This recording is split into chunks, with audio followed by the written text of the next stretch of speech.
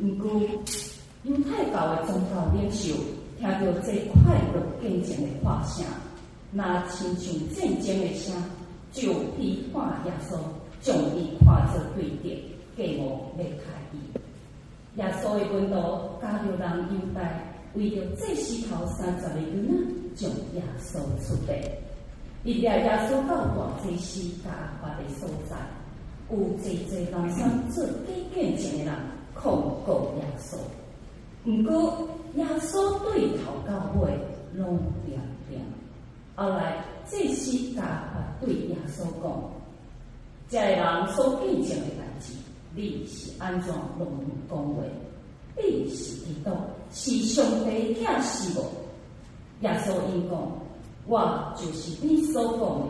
对答以后，你会看见人子坐伫大官顶，上帝的大顶，坐天顶的云来临。该法就拆去家己的衫，对群众宣布讲：恁已经有听到伊说到上帝的话，咱要需要啥物证明？恁拍算要安怎？群众应讲：伊该死。